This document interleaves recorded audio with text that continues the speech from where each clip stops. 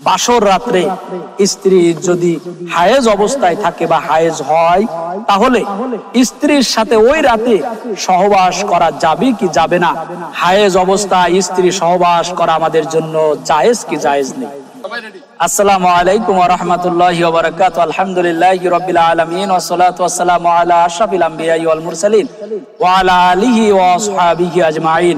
ফাকালা আল্লাহু তাআলা ফি কালামিহিল মাজিদ ওয়া ফুরকানিহিল হামিদ।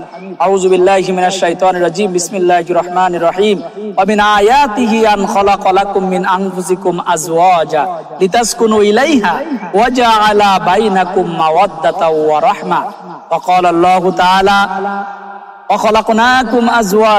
সম্মানিত দর্শক শ্রোতা ভাই এবং বোনেরা, পৃথিবীর যে যে প্রান্ত থেকে দেখছেন, শুনছেন, জানছেন, সকলকে আজকে অন্তরের অন্তঃস্থল থেকে শুভেচ্ছা, স্বাগত, অভিনন্দন জানাচ্ছি।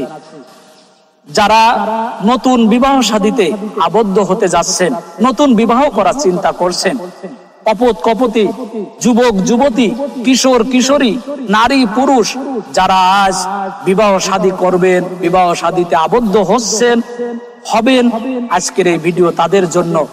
বাসর রাত্রে স্ত্রী যদি হায়েজ অবস্থায় থাকে বা হায়েজ হয়, তাহলে স্ত্রীর সাথে ওই রাতে সহবাস করা যাবে কি যাবে না? কুরআনুল কারীম, আল্লাহ রাসূলের হাদিস এই ব্যাপারে কি বলছে, এটা আমরা জানার বোঝার চেষ্টা করব ইনশাআল্লাহ।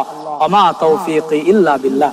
সম্মানিত দর্শক শ্রোতা ভাই এবং বোনেরা, আল্লাহ রাব্বুল আলামিন সূরা রুমের ভিতরে বলছেন, ওয়া মিন আয়াতিহি আন খালাকা লাকুম মিন আনফুসিকুম আজওয়াজা। পৃথিবীতে আমি যত নিদর্শন দিয়েছি, এই নিদর্শনের ভিতরে একটি নিদর্শন হলো তোমাদের থেকে তোমাদের স্ত্রীদেরকে সৃষ্টি করেছি।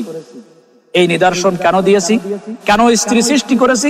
লিতাসকুনু ইলাইহা, যেন তোমরা প্রশান্তি লাভ করতে পারো, তৃপ্তি লাভ করতে পারো, যেন তোমরা শান্তির জান্নাত লাভ করতে পারো।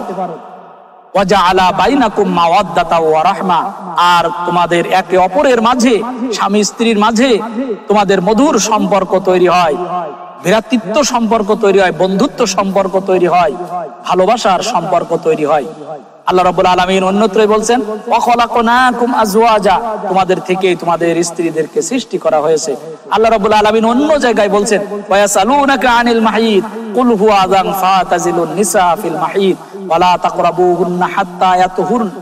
আল্লাহ রাব্বুল আলামিন বলছেন, হে রাসূল, আপনার কাছে ওরা এসে জিজ্ঞাসা করবে, হায়েজ অবস্থায় স্ত্রী সহবাস করা আমাদের জন্য জায়েজ কি জায়েজ নেই?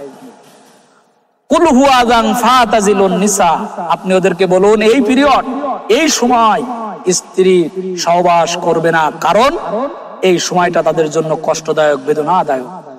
তাদের সেখানে ব্যথা থাকে, কষ্ট থাকে, তাদের সেখানে অশান্তি থাকে, সেখান থেকে প্রতিনিয়ত রক্ত বের হয়।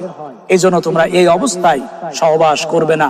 ফাতাজিলুন নিসা, এই সময় স্ত্রীদের থেকে তোমরা বিরত থাকো। ওয়ালা তাকরাবুহুন্না, তাদের নিকটবর্তী হয়ো না, হাত্তা ইয়াতহুরন, যতক্ষণ পর্যন্ত না তারা পবিত্র হয়।